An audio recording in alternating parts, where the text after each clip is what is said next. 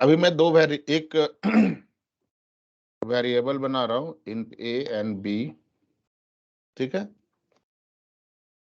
इसे हटा देते हैं, and then void get values, values, get values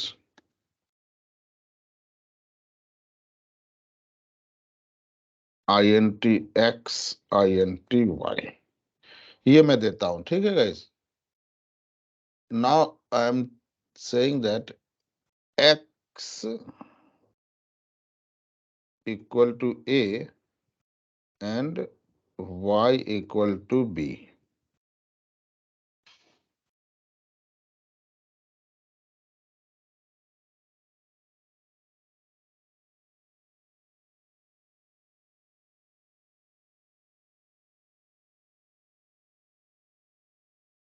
and दूसरा मैं प्रिंट करवा रहा हूं इसे, void print values.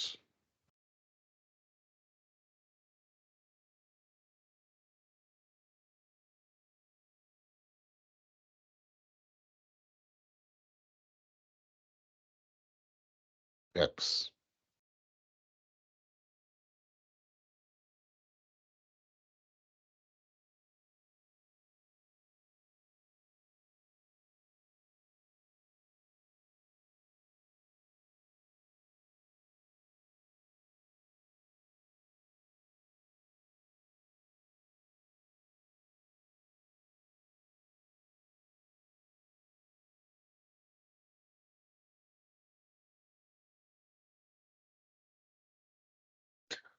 Okay, so यहाँ पे क्या हो रहा है, कुछ आइडिया आपको लग रहा है कि एक नॉर्मल, जैसे हमने अपना एक वेरिएबल बनाया था पहले भी, हम मेथड ओवरलोडिंग में हम देख रहे थे, मेथड ओवरलोडिंग में देखा था, किसमें देखा था हमने,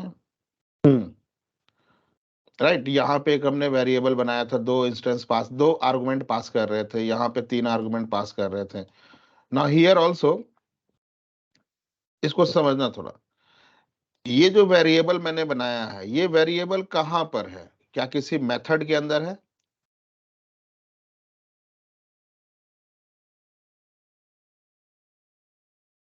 इज दिस वेरिएबल, जैसे ये वेरिएबल है मेरा, ये जो भी कंस्ट्रक्टर है, ठीक है, कहां पर है ये वेरिएबल मेरा, जो आर्गुमेंट में पास कर रहा हूं?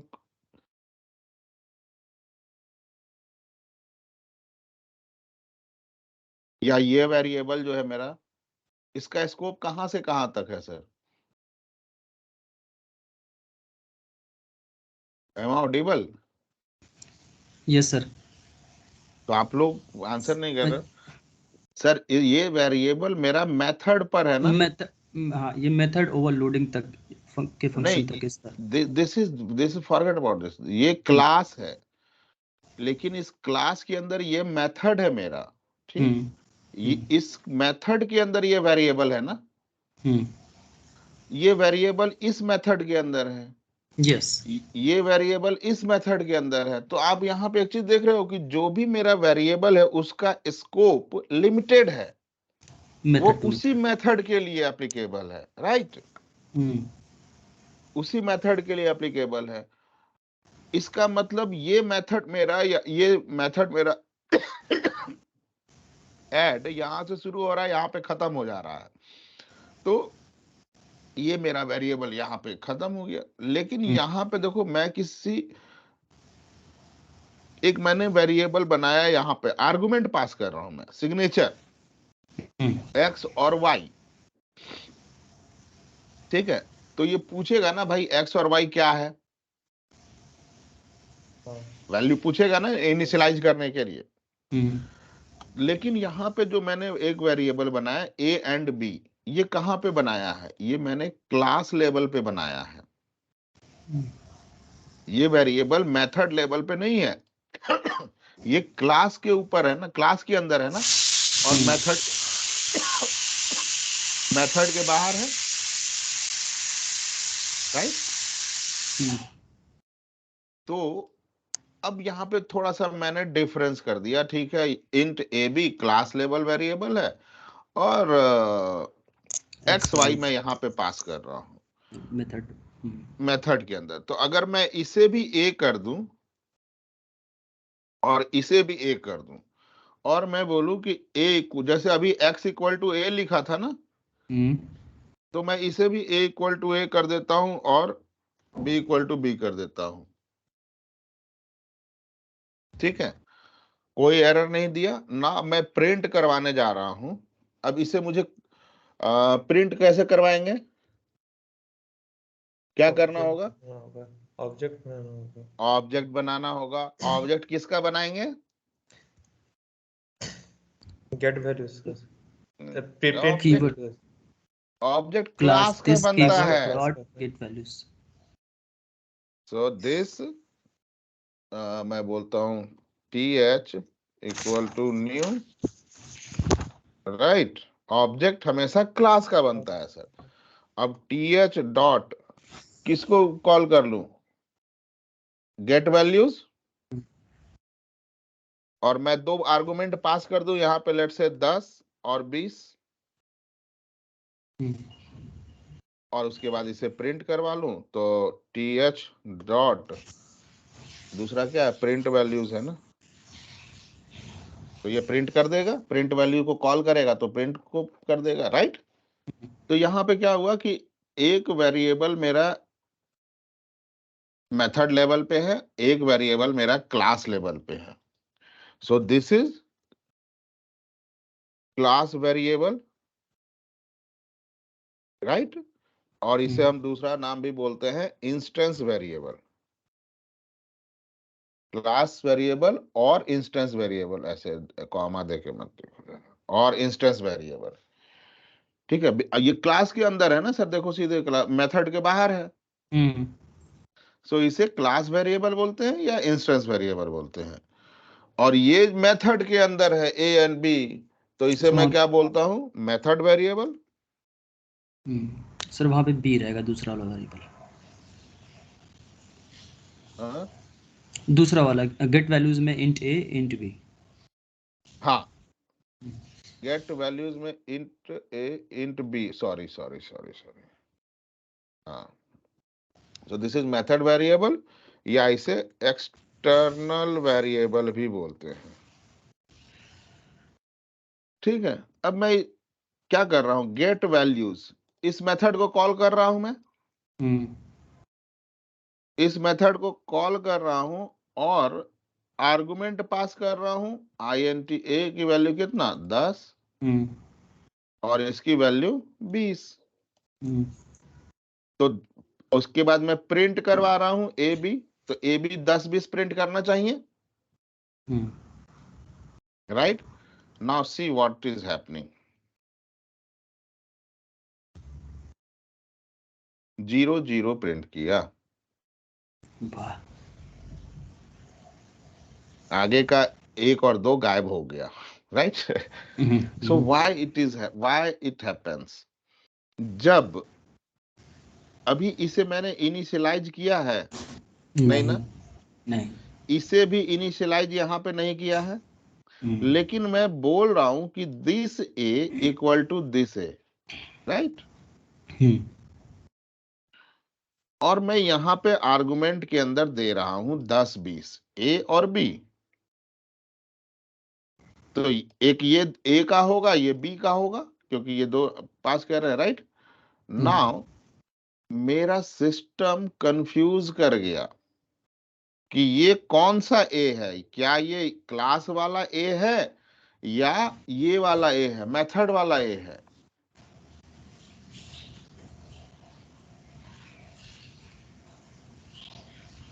My system got confuse, compiler confuse कर गया कि ये कौन सा मेथड, ये कौन सा ए को कॉल किया जा रहा है, कि ये क्या कर रहे हैं, ये ए जो है इस ए की वैल्यू असाइन इसको कर रहे हैं ना,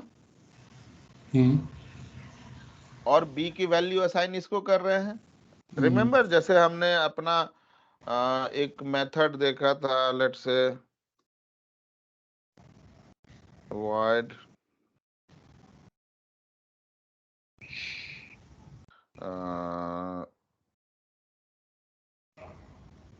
टेस्ट,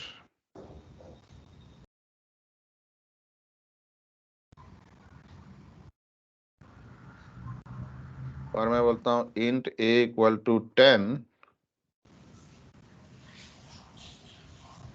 SYSO a। अब मैं a इक्वल टू 20 कर दिया तो a की वैल्यू क्या हो जाएगी सर? 20 ओवरराइट। 20 ओवरराइट कर देता है उसको, राइट? तो यहाँ पे ओवरराइट किसको कर रहा है? क्या इसको कर रहा है या इसको कर रहा है? कंफ्यूजन? इसलिए ये 0 0 प्रिंट किया। 0 क्यों किया? क्योंकि डेटा टाइप तो इंटीजर है ना। इंटीजर का डिफॉल्ट वैल्यू क्या होता है? 0। तो उसने डिफॉल्ट वैल्यू प्रिंट कर दिया ना। इसे मैं हटा देता हूँ। ये क्लियर है ना? इसे रहने दो या हटा दो? ये वाला कोई जरूरत है नहीं हटा इसकी। So let me remove. आप लोगों को कंफ्यूजन ना हो इस चलते, मैं ज्यादा कोड रहेगा तो कंफ्यूजन होगा। तो ये कंफ्यूज कर गया ना। आखिर हमें करना क्या है? इसकी वैल्यू, इसकी वैल्यू, ये जो a है इसकी वैल्यू मुझे इसे असाइन करनी है ना। और इस a की वैल्यू ये 10 है ना। तो यहाँ पे जावा हमें एक, नॉर्मली अगर मैं ये लिखता, लेट से यहाँ पे मैं लिखता x और यहाँ पे मैं लिखता y। अब यहाँ पे देखो आप, x equal to a, y equal to b। तो अब देखो क्या प्रिंट कर रहा है आपको।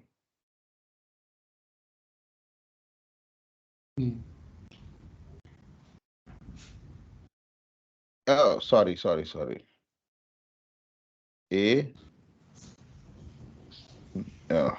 b x की वैल्यू y।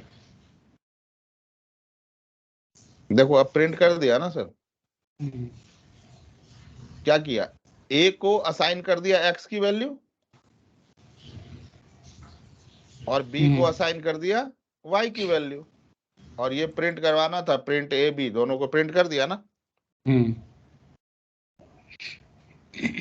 लेकिन जब मैं ये करता हूं,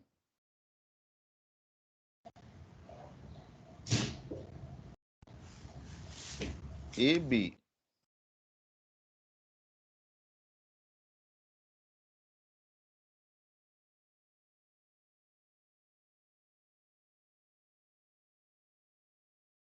जब मैं ये करता हूं तब मुझे सर एरर दे रहा है, राइट? यहाँ पे मैं a equal to a, error नहीं, ये मुझे वैल्यू नहीं दे रहा है।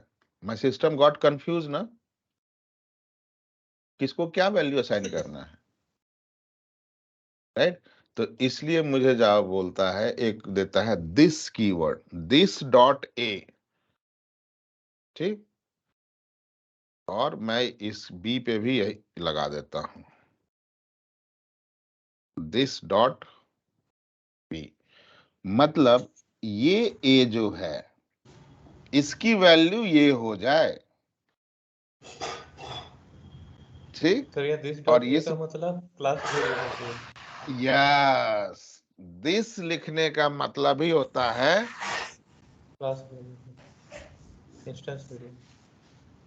this keyword is used to use class level variable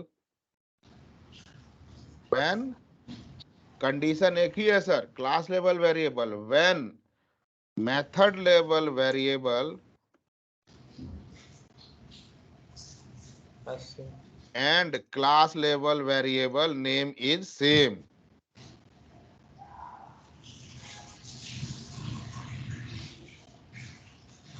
जब क्लास मेथड लेवल वेरिएबल का नाम और क्लास लेवल वेरिएबल का नाम दोनों सेम होता है तो दिस कीवर्ड का यूज करते हैं। क्लियर? Yes sir. ये इंटरव्यू में भी पूछा जाता है, what is the use of this keyword, why we use the this keyword. So when the ताकि हम कम variable class, when the class level variable and method level variable both has the same name, then we use this keyword to assign method level variable to class level variable. ठीक है?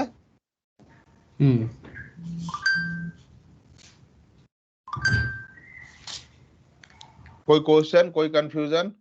मैंने आप लोगों के लिए पीपीटी बनाया था, अभी देखो पूरा नहीं हुआ है, अभी बना रहा हूँ। बेसिक से मैंने उसी में ऐड कर दिया है थोड़ा बहुत।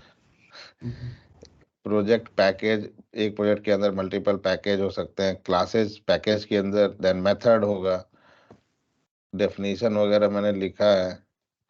ये मैं आप लोग को थोड़ा सा बना के उसके बाद शेयर करूंगा, ठीक है? कंस्ट्रक्टर का तो एक रेफरल आपको मिलेगा, थोड़ा बहुत अगर टाइम निकाल के आप लोग पढ़ोगे इसे तो, ठीक है? अभी बना ही रहा हूं मैं, पहली बार पीपीटी में भी बना रहा हूँ अभी पढ़ाने के लिए ना। अब आते हैं जो मोस्ट इम्पोर्टेंट एक और चीज है इसमें। देखो, मुझे जब भी, ये मेरा मेन मेथड है ना, इस मेथड में मुझे कभी भी मेथड को कॉल करना पड़ रहा है तो मैं क्या कर रहा हूं सर? ऑब्जेक्ट बना रहा हूं। अब ये क्लास लेवल वेरिएबल है, इसे मैं किसी भी मेथड में यूज कर सकता हूं,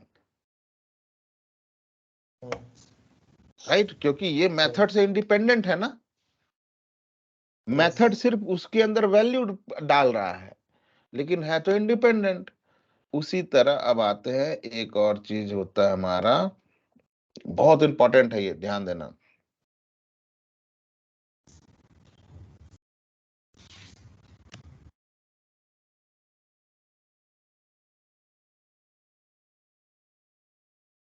पहले मैं प्रोग्राम लिख देता हूं एंड देन आपको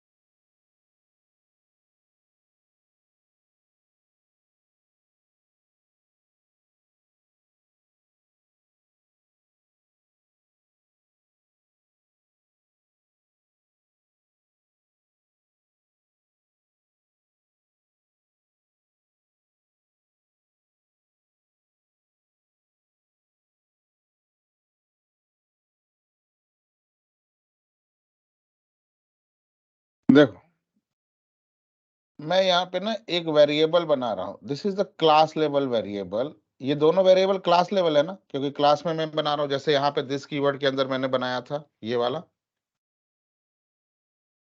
ये क्लास लेवल वेरिएबल था, राइट। सेम उसी तरह ये मेरा क्लास लेवल वेरिएबल है सर, क्योंकि मेथड के बाहर है। लेकिन एक वेरिएबल मेरा स्टैटिक वेरिएबल है। क्या है स्टैटिक, विल डिस्कस। और एक है सिंपल इंट, ठीक है। दोनों में क्या डिफरेंस है देखते हैं। और एक मैंने मेथड बनाया m1, और मैं क्या कर रहा हूं, स्टैटिक मेथड है मेरा। अभी तक जितने भी मैं मेथड बना रहा था वॉइड बना रहा था, राइट। अभी ये मैं स्टैटिक मेथड बना रहा हूं।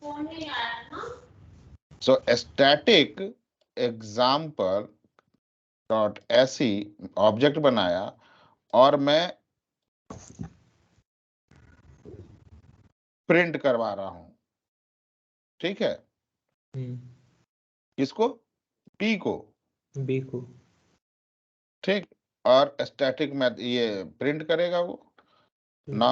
दूसरा एक मेथड बनाया, अब मैं नॉन स्टैटिक मेथड, ये प्रिंट करेगा।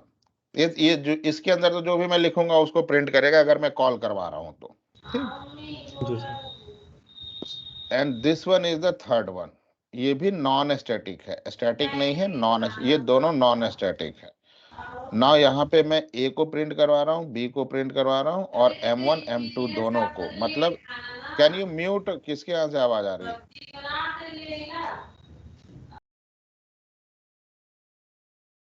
सो m1 और m2 दोनों मेथड को भी मैं प्रिंट करवा रहा हूं। तो मतलब इससे प्रिंट करेगा, इस m1 में इन दोनों को प्रिंट करेगा, m2 में इसको प्रिंट करेगा। इतना क्लियर है सर? वो दो मेथड को तीसरे मेथड में कॉल कर सकते हैं? दो मेथड को तीसरे मेथड में, ये ना, M1 हाँ, M2 क्यों को? नहीं, अच्छा क्यों नहीं, क्योंकि एक ही क्लास के अंदर है ना सर। अच्छा, हाँ। तो क्यों नहीं कॉल, मेन मुझे लगा मेथड सर के सिर्फ अंदर मेन आप मेथड में मल्टीपल कर मेथड को सकते। कॉल करते हो ना, जी सर। तो उसी तरह इस मेथड के अंदर भी मैं कॉल कर सकता हूँ। अच्छा। हाँ, आउटपुट तभी देगा ये मेथड जब इसे मेन मेथड के अंदर कॉल करेंगे। अब इसके अंदर ये पूरा कोड लिखा हुआ है, तो ये जी। क्या करेगा, पहले तो इसे एग्जीक्यूट करेगा, इसको भी कर दिया, इसको भी प्रिंट कर दिया, फिर बोलेगा अच्छा m1 एक है, अच्छा m1 क्या है, मेथड 1, ठीक है, वो मेथड 1 के कोड में चला जाएगा। सर फिर जब हम लोग मेथड M3 कॉल करेंगे मेन में, तो ये तीनों कॉल हो एग्जीक्यूट जाएगा होगा, सर? हाँ हाँ, हाँ हाँ, बिल्कुल बिल्कुल। क्योंकि ठीक है। जब वो m1 वाले लाइन पे कोड आएगा एग्जीक्यूट करने, जी तो वो सर। खुद ही चेक करेगा, अच्छा m1 एक मेथड है, ठीक है, कहाँ है, अच्छा ये रहा, तो इस लाइन ऑफ कोड को एग्जीक्यूट कर देगा। खत्म हुआ एग्जीक्यूशन, टर्मिनेट। फिर अच्छा m2 भी है, m2 कहाँ है, अच्छा ये है, उसे एग्जीक्यूट करेगा ना। अब मैं मेन के अंदर सर एग्जीक्यूशन, ये तो मेरा अपना मेथड मैंने बनाया, सिंपल मेथड मैंने बनाया। क्या किया यहाँ पे, एक मैंने दो स्टैटिक, वेरिएबल बनाए सर, और ये वेरिएबल स्टैटिक है, बी नॉन स्टैटिक। वेरिएबल है, और ये नॉन स्टैटिक वेरिएबल है।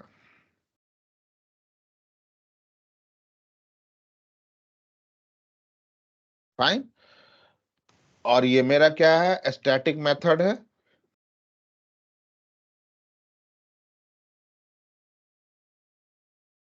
मेथड के पहले स्टैटिक लगा हुआ है ना सर, यस सर। स्टैटिक है। मेन मेथड मेरा कौन सा मेथड है, स्टैटिक। स्टैटिक। अब देखो ध्यान देना, अभी तक ये सारा क्या था, नॉन स्टैटिक मेथड है सर, राइट। स्टैटिक नहीं लगा है ना आगे, नहीं। सो दिस इज नॉन स्टैटिक। ये भी मेरा नॉन स्टैटिक है। लेकिन मेन मेथड मेरा क्या है, स्टैटिक मेथड है ना, लगा हुआ है स्टैटिक, राइट। राइट। ओके, अब देखना, अभी आप लोग का थोड़ा सा कॉन्सेप्ट मैं बिल्डअप करने की कोशिश कर रहा हूं, देखते हैं। अब मैं, अभी बहुत चीजें क्लियर होंगी आपको, प्रिंट करवा रहा हूं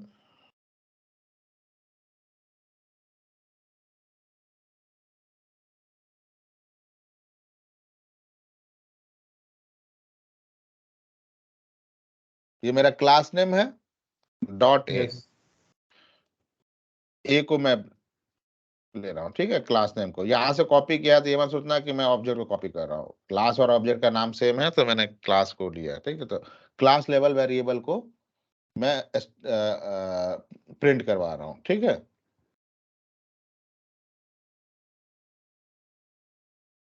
और अब मैं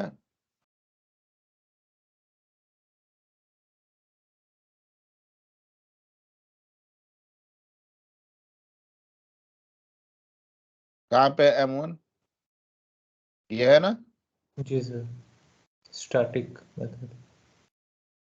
M1 को प्रिंट करवा रहा हूँ, राइट।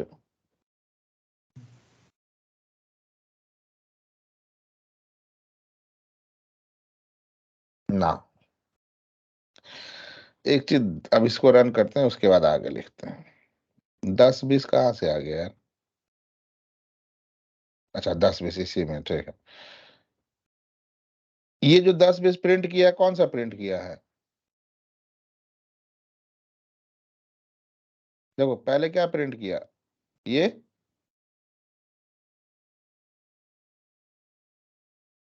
ऐसी dot B, this one is M1 is static method,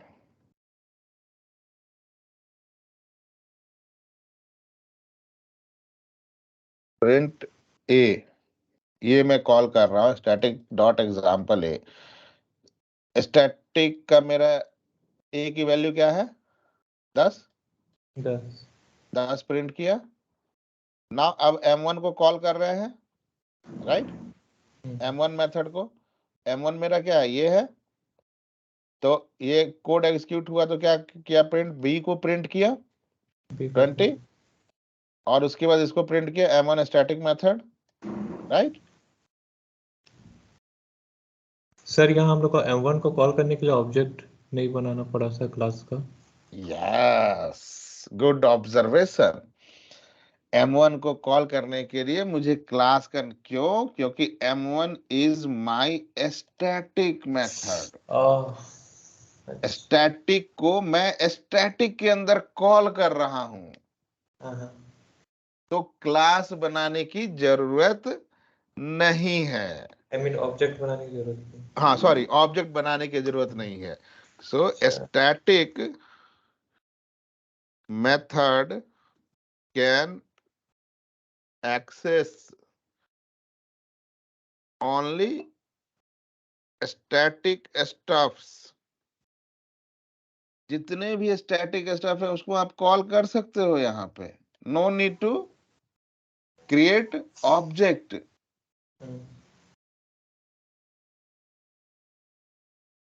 अब अगर मैं प्रिंट करता हूं, देखो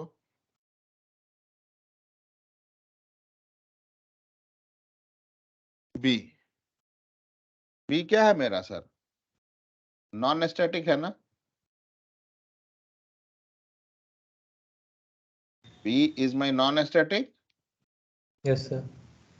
कहाँ उसे कॉल कर रहा हूँ, स्टैटिक के अंदर। एरर दे रहा है, नहीं एरर नहीं दे रहा है, दे रहा है सर। एरर दे रहा है ना, देखो यहाँ पे Cannot make static reference to the non-static non static field B, लेकिन यहाँ पे मुझे दिया था एरर नहीं ना, because static object, static things को हम स्टैटिक मेथड के अंदर बिना ऑब्जेक्ट बनाए कॉल कर सकते हैं। So सर that's इस why लाइन का कोड में एक चीज समझ में नहीं आया सर, यहाँ पर स्टैटिक एग्जांपल डॉट क्यों हमें लिखना पड़ा सर कोड में? कौन सा या उसको रो नंबर 34 सर। इसको मैं कॉल कर रहा हूँ ना, इस क्लास के अंदर है ना सर। हाँ सर, नहीं वो नीचे वाला सर, मुझे लगा सर डायरेक्ट M1 कॉल हो सकता है अगर स्टैटिक है तो M1 मेथड। ये हाँ स्टैटिक एग्जाम्पल डॉट M1, आप देखो, मुझे लगा कि स्टैटिक मेथड है तो मतलब डायरेक्ट कॉल हो जाना चाहिए। हो गया।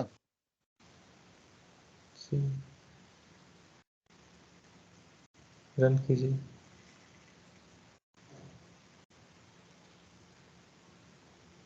हाँ हो रहा है। हो रहा है ना, जी सर, ठीक है, वो एक ही बात है। एक ही बात है, यस। हम्म। नॉर्मली नॉन स्टैटिक होता है तो हम क्या करते हैं, ऑब्जेक्ट बना के कॉल करते हैं। जी जी। ऑब्जेक्ट स्टैटिक किसका बना बनाते हैं, वही है, यहाँ क्लास पे का। कर दिया था, राइट। हम्म। सो नाउ M1 को मैंने कॉल किया, और अब देखो मैं अगर उसी के अंदर नॉन स्टैटिक, स्टैटिक मेथड के अंदर नॉन स्टैटिक मेथड ही नहीं, नॉन स्टैटिक कुछ भी वेरी कॉल करता हूं, this is not a method, this is variable. मैं वेरिएबल को भी कॉल करता हूं तो मुझे एरर दे रहा है ना। एरर दे रहा है, तो तो सर कैसे करें? नहीं कर सकते सर, नॉन स्टैटिक थिंग को स्टैटिक थिंग के अंदर हम नहीं कॉल कर सकते हैं।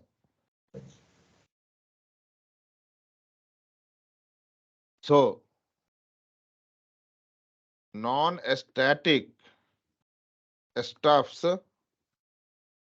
can be used in static method। कैसे, by using ऑब्जेक्ट, ऑब्जेक्ट बना के कर सकते हैं ना उसको। अब अब अभी जितना भी हमने किया है सर, ये सारा ऑब्जेक्ट बना के देखो, किया है कि नहीं, स्टैटिक मेथड है ये है। कैसा? हाँ, ऑब्जेक्ट बना के किया है। अब आपको समझ में आ रहा है क्या हो रहा है, क्यों ऑब्जेक्ट बना रहे थे। हाँ, जितने भी मेथड की दिस में भी देखो, ये क्योंकि मेरा क्लास क्या है, वेरिएबल्स नॉन स्टैटिक थे, इसलिए नॉन ऑब्जेक्ट बनाना स्टैटिक पड़ा। चीज है, तो ऐसे स्टैटिक में कॉल करना है तो मेथड ऑब्जेक्ट बनाना पड़ेगा, ऑब्जेक्ट बनाना पड़ेगा। राइट। लेकिन नॉन स्टैटिक चीजों को अगर स्टैटिक मेथड के अंदर यूज करना है, तो अभी हम कैसे पहले जैसे कर रहे थे, ऑब्जेक्ट बना के करेंगे। सर, जो मेन मेथड जिसमें हम लोग का मेन एग्जीक्यूशन होता है वो हमेशा स्टैटिक ही होता है sir. Yes,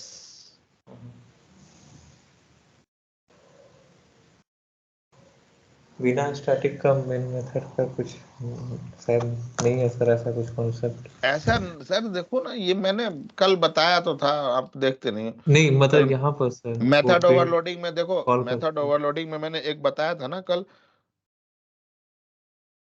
structure overload main method, जब भी मेथड रन करेगा स्टैटिक मेथड ही रन करेगा। जी, जी। अब इसको देखो मैं ऑब्जेक्ट बना देता हूं, ऐसे new equal sir to equal है, टू ठीक है। AC dot B. कॉल कर लिया सर। हाँ सर, अभी एरर नहीं आ रहा है। अब आप कॉल कर लो SE.M2,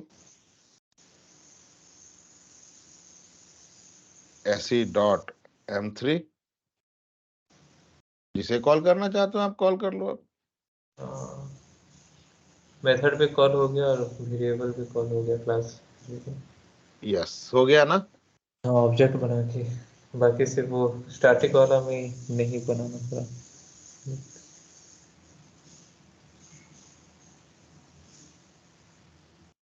हो गया ना कॉल, देखो हाँ, सो मेथड M3 में से तीनों फिर दोबारा कॉल हो गया। कॉल हो गया, राइट। सो ये समझ में आया कि स्टैटिक, अब स्टैटिक मेथड के अंदर नॉन स्टैटिक चीजों को हम कॉल कर सकते हैं, लेकिन उसके लिए क्या प्रोसेस है, टू मेक एन ऑब्जेक्ट। और ऑब्जेक्ट किसका बनेगा, हमेशा क्लास का बनेगा, राइट। तो हाँ सर, तो ये स्टैटिक फिर है क्यों सर, मतलब इसका काम क्या है? किसका, अब मान लो एनी आप, स्टैटिक। हाँ हाँ मैं बता रहा हूँ, मान लो अ, एक कंपनी है, ऑर्गेनाइजेशन मान लो, ठीक है। वहां पे मान लो कि 100 लोग जॉब करते हैं, 4 डिपार्टमेंट है, या 4 डिपार्टमेंट है, चलो ठीक है, IT, एडमिन, सेल्स, मार्केटिंग, ठीक। 10 या 20 एम्प्लॉय एक डिपार्टमेंट में काम करते हैं, अंडरस्टैंड। Yes sir. ऐसे समझो, जाओ बता रहा हूँ। जैसा डायग्राम बना दीजिए। हाँ वही कर रहा हूँ, वही कर रहा हूँ।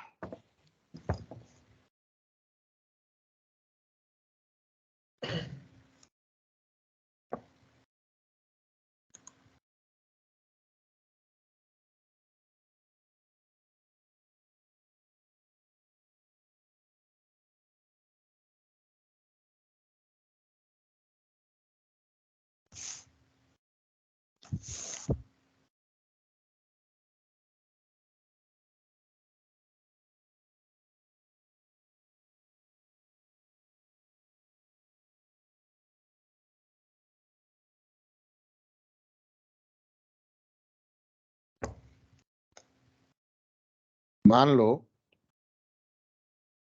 एक ऑर्गेनाइजेशन है जिसके अंदर एम्प्लॉय एक क्लास है, ठीक है सर। यस। अब एम्प्लॉय का क्या होगा, नेम होगा, ईएमपी नेम, ईएमपी आईडी, और तीन ही चीज लेते हैं, ईएमपी डिपार्टमेंट, ठीक है। अब ईएमपी नेम मैं स्टेट बना रहा हूं वेरिएबल, लेकिन हर एम्प्लॉय का नाम तो चेंज होगा, आईडी चेंज होगा,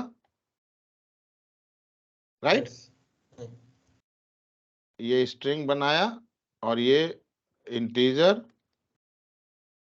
अच्छा, अगर मैं, ये भी इंटीजर है, आईडी है तो इंटीजर ही रहेगा।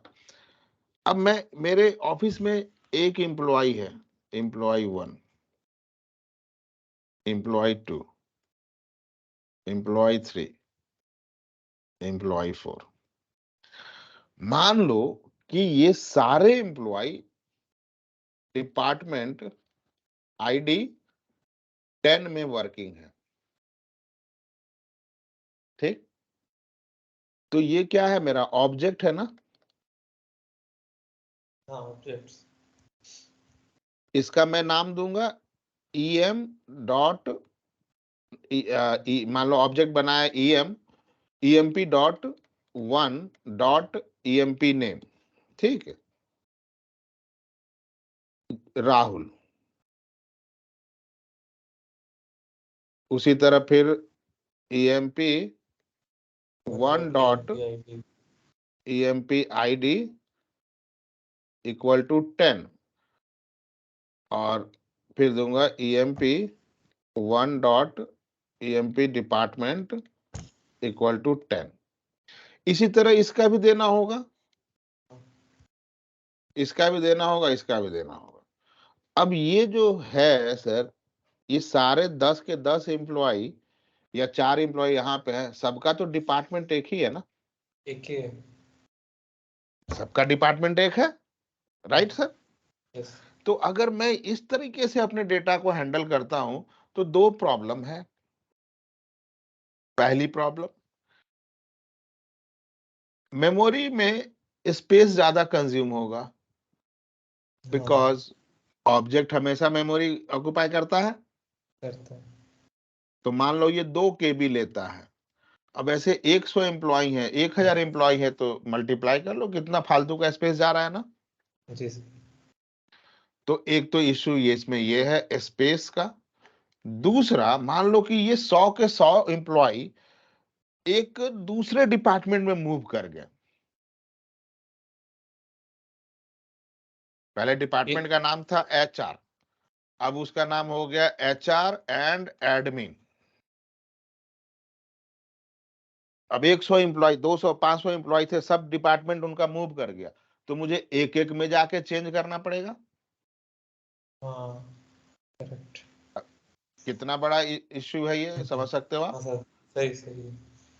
तो मैं क्या करता हूं, इसे स्टैटिक बना देता हूं और इक्वल टू 10 कर दिया। अब ये सारे मैं ऑब्जेक्ट में एप्लीकेबल हो जाएगा ना। जी सर।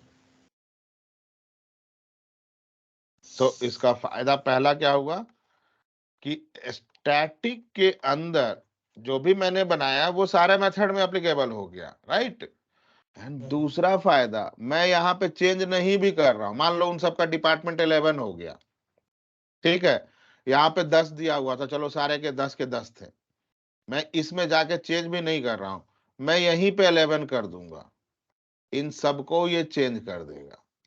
क्या हुआ, ये वैल्यू असाइन हो गया 11, 11 अब इस सबको कर देगा, राइट। इसी का मैंने पीपीटी बना रखा था आप लोग के लिए, एक सेकेंड, ये देखो, दिख रहा है, एम्प्लॉय है, एम्प्लॉय आईडी, नेम, डिपार्टमेंट, अभी आई अपर केस हो गया, इसको इग्नोर करो, मिट्टी डालो इस पे, ठीक है। सो ये अलग अलग एम्प्लॉय है मेरे, यस सर, 10, 11, 12, 13 सबका अपना अपना आईडी है, देन नेम और डिपार्टमेंट आईडी सबका सेम है। सो एब, और ये सारा क्या है, ये ऑब्जेक्ट बनाया है ना मैंने, so every object occupy certain amount of memory, तो भाई ये सारा तो मेमोरी कंज्यूम करेगा। ऑल ऑब्जेक्ट्स आर इंडिपेंडेंट, ये ऑब्जेक्ट इंडिपेंडेंट है, ये है, तो मुझे अगर डेटा भी चेंज करना होगा तो सारे में जाके चेंज करना पड़ेगा ना। यस सर, अब इसी से बचने के लिए देखो, मैं इसे बना दिया स्टैटिक, यहाँ पे वैल्यू नहीं है,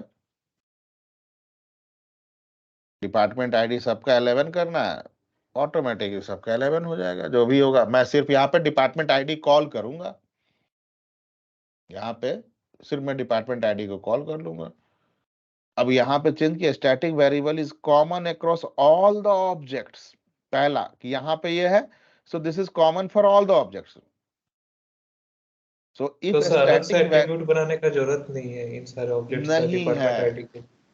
यस, अच्छा, हम्म,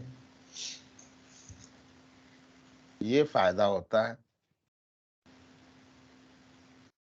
तो अब आप इसे रियल टाइम में, मैंने आपको एक एग्जांपल दिया, आप एक उठाओ, जैसे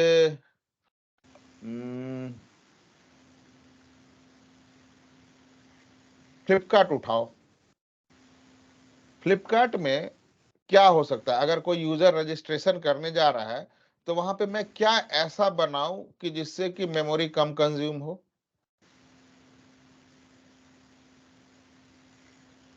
मैं सिटी नेम, अगर सिटी नेम को स्टैटिक वेरिएबल बना दूं और हर सिटी का एक एक ये कर दूं, जो नोएडा का होगा नोएडा के बकेट में जाएगा, जो दिल्ली का होगा दिल्ली के बकेट में जाएगा,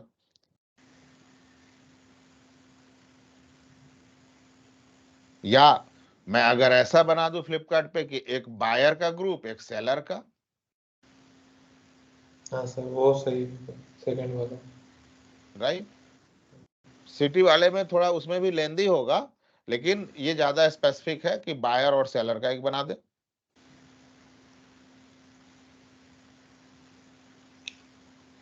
right. So this is static example, जो कि अभी इसका मैंने प्रोग्राम नहीं आपको किया है, वो मैं आगे बताऊंगा आपको, अभी तो मैं आपको मेथड ही स्टैटिक एग्जांपल का आपको समझा रहा था। ये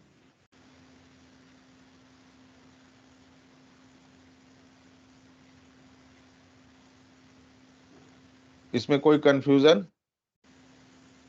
नहीं, अब देखो सर, आप लोग का ना जावा भी बहुत हो चुका है, अभी 2-3 क्लास और जावा का चलेगा, मैं बता रहा हूं आपको, एंड देन फिर हम पोस्टमैन पे मूव कर जाएंगे। Interface, access modifier, exception handling, array hash map, और एक और है मेथड ओवरलोडिंग, हमने देखा था ना। यस सर, मेथड ओवरराइडिंग भी होता है, उसका भी मैंने आज बनाया है कहीं पे। एक इनहेरिटेंस बताऊंगा, यही होता है इनहेरिटेंस। उसके बाद इनहेरिटेंस का भी बनाया है मैंने, मेथड ओवरराइडिंग, एक ये बताएंगे, फिर हम पोस्टमैन पे आ जाएंगे, एपीआई पे। अभी थोड़ा पीपीटी बनाने दो, मुझे भी टाइम उतना नहीं, जितना मिला उतना ही। कल तक 4-5 था, आज थोड़ा 8-10 हो गया है।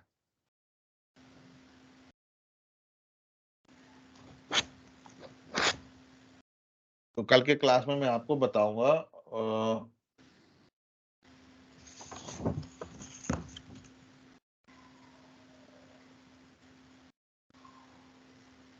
ठीक है। और कुछ पूछना Yes, है sir. तो इसमें पूछ लो, ये तो हो गया। थोड़ा सा इसमें प्रैक्टिस, अपना उंगलियां चला के देखना, तो आपको समझ में तो आए कि आप क्या कर रहे हो।